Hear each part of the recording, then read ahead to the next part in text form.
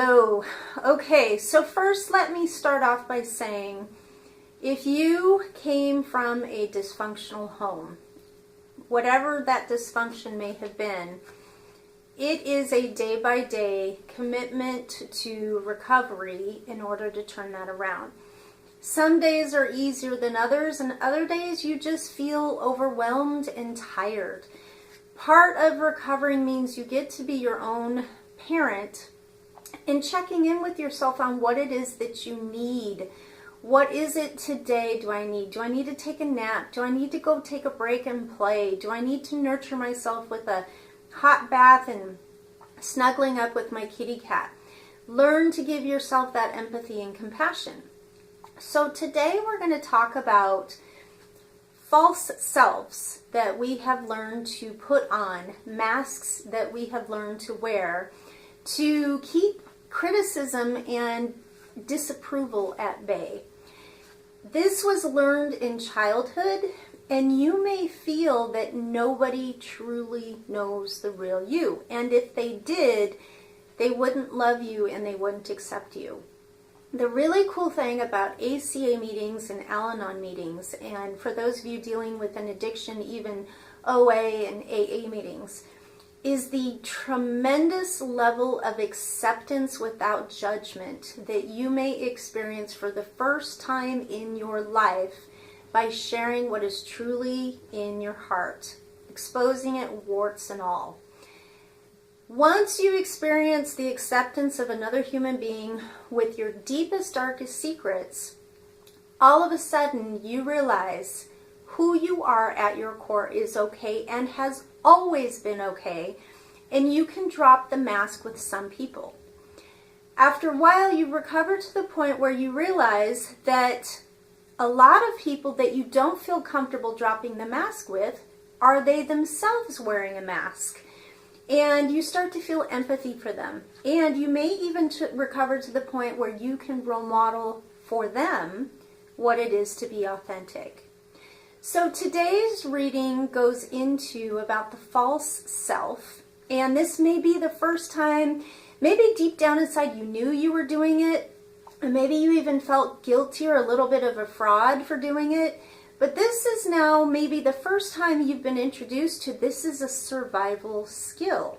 In fact, there's various roles that adult children will play. They might be the hero of the family, where they're the overachiever. They're the ones that, go in to get straight A's and become the, high school prom king or, football player or whatever. You may be the scapegoat, where it's the complete opposite. Everybody looks at you, the black sheep of the family. You might be the clown. You might have been the one that did the comic relief. And so now today that's how you, lighten tense-filled situations. You might be the invisible child, where you saw your other siblings getting beaten up or harassed and ridiculed, and so you learned how to fade into the background. Whatever role you took, unfortunately, sometimes those roles stay with us into adulthood, and we start attracting other people to ourselves that respond to us in that role, and we feel like we can never step out of that role. The hero can never take a break, and the invisible kid can never get attention, and the mess up or the scapegoat can never achieve something. And so these roles become really, really confining.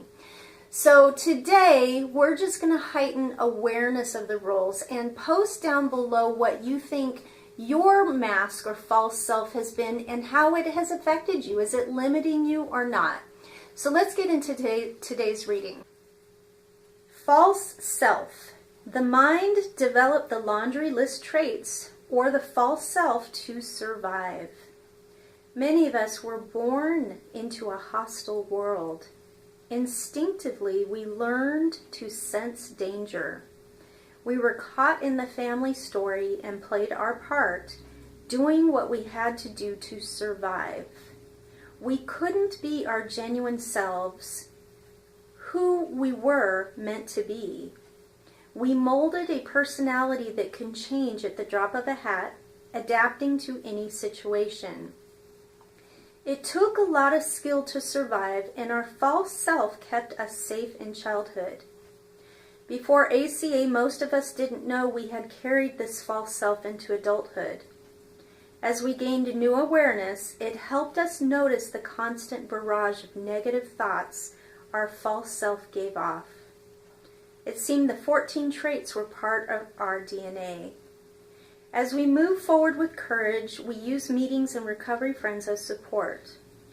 Our literature informs us and remodels our thinking. The steps help us find out who we truly are.